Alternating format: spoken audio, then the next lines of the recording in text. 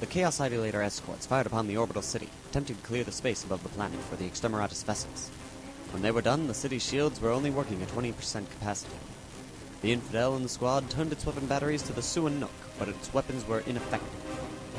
Botany Bay took a little power they had left in their weapons after moving at full speed and fired a lance shot at the security orbitals, but missed.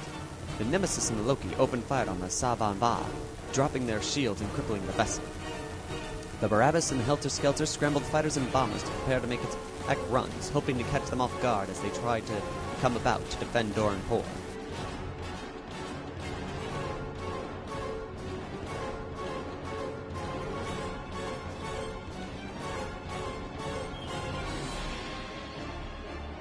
The Phantom fired its weapons at the Kostala escorts, but their shields took the impact. The Helter Skelter fired on the orbital city. After taking down the city's shields, they managed to deal a crippling blow to the city. This is the orbital city. The reactor has been hit. Weapon systems are operating at 50% capacity. Repair teams are working to get systems back online. The Red Skull then fired on the Wyeld, its weapon batteries dropping the shields and turning the vessel into a drifting hulk. The Chaos move ended with the Barabbas' bombers moving in on the city.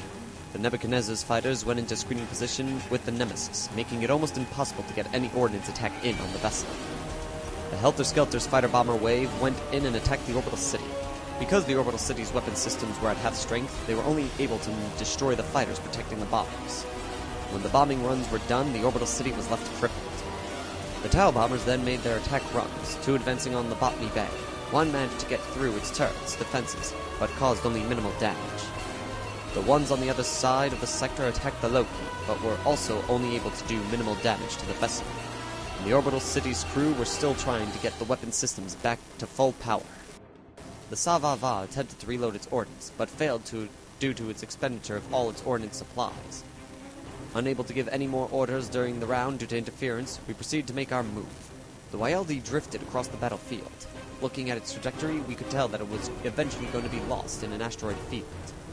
My Cobra escort advanced on the monitor, trying its best to give support, with the Bentui's escorts following behind.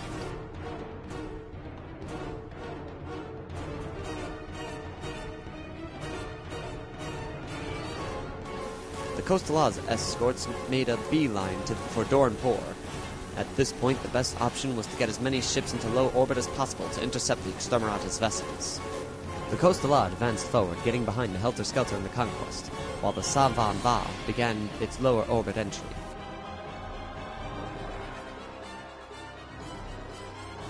The Suanuk moved forward, trying to turn around. It was a dangerous move, for now there was a small cluster of ships that could easily get surrounded very quickly.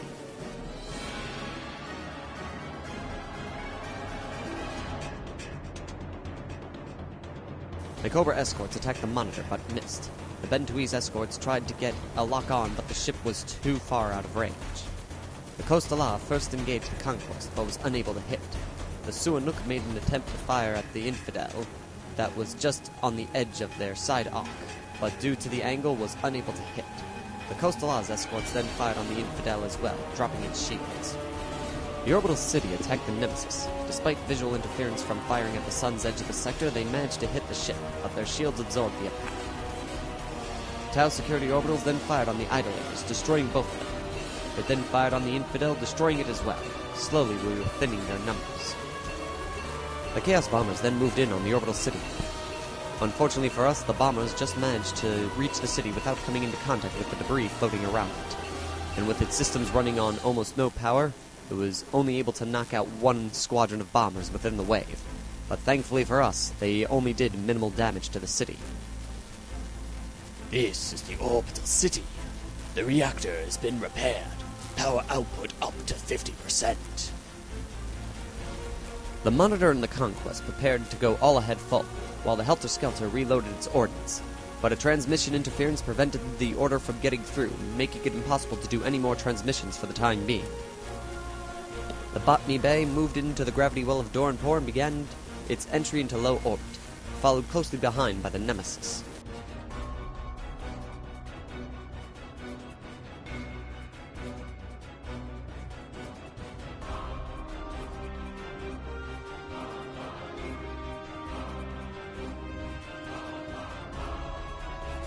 The Monitor moved all ahead.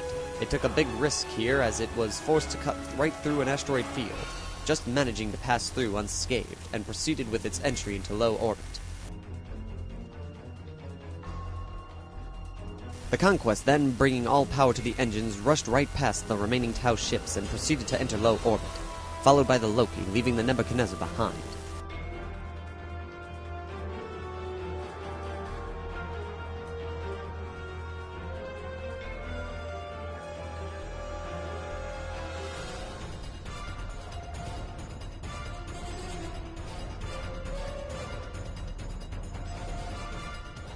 The Barabbas moved forward with the Phantom following close behind.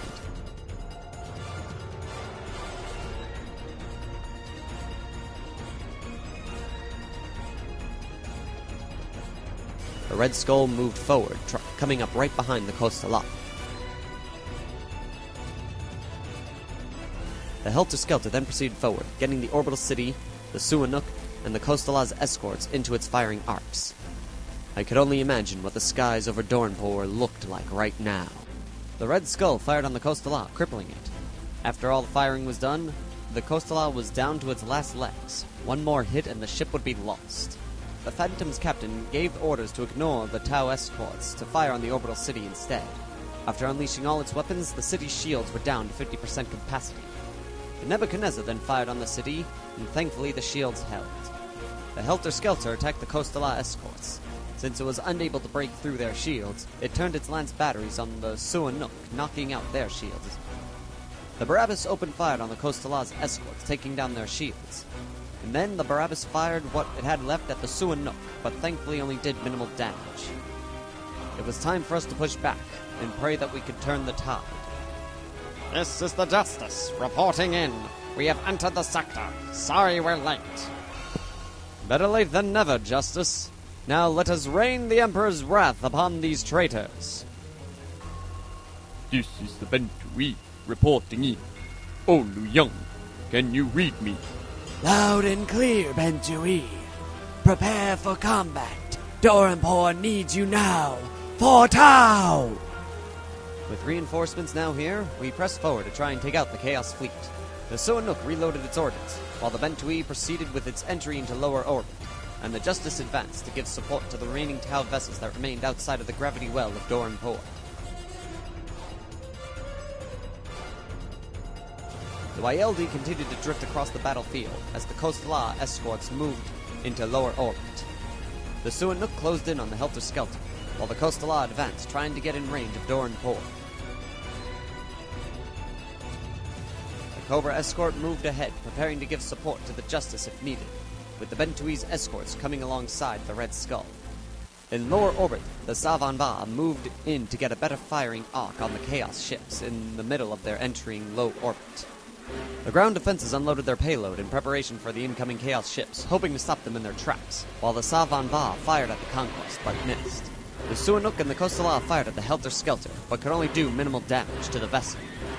The Justice then fired the Nova Cannon at the Phantom. The Emperor was with us then, for we scored a direct hit, breaking apart their ship's shields, and dealing 2 critical hits, destroying the port armament and the bridge.